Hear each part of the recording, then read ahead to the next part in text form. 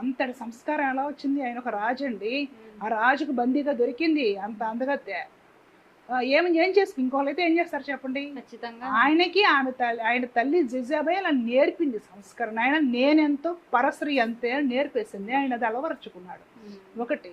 రెండో విషయం ఏంటంటే ఇటు పూర్తిగా మగవాళ్ళని అంటానికి లేదు, ఆడపిల్లల్ని కూడా కొంచెం మనం కంట్రోల్ చేసుకోవాలి. వాళ్ళ వస్త్రధరణ కానివ్వండి, ఏమైనా సరే. ఇప్పుడు ఫ్రెండ్షిప్ అన్నారు ప్రతి అమ్మాయి నాకు ఈ బాయ్ ఫ్రెండ్ అంటుంది. బాయ్ ఫ్రెండ్ ఏమిటి?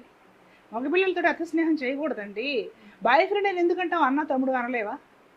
ఇప్పుడు నీ కాలేజీలో నలుగురు ఉన్నారు, వాళ్ళ నువ్వు అన్నలాగా తమ్ముడులా నీ సోదరుడిగా ఎందుకు భావించవు? ఆ బాయ్ ఫ్రెండ్ అనే పేరేమిటి? బాయ్ ఫ్రెండ్ ఏమిటి? గర్ల్ ఫ్రెండ్ ఏమిటి?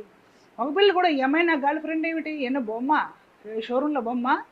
నీ సోదరుగా నీతో చదువుకుంటున్నా నీ సాటి ఆడపిల్లని లేదంటే మగపిల్లాడిని నీ తోబుట్టుగా ఎందుకు భావించు? పాత రోజుల్లో గురుకులంలో చదువుకునే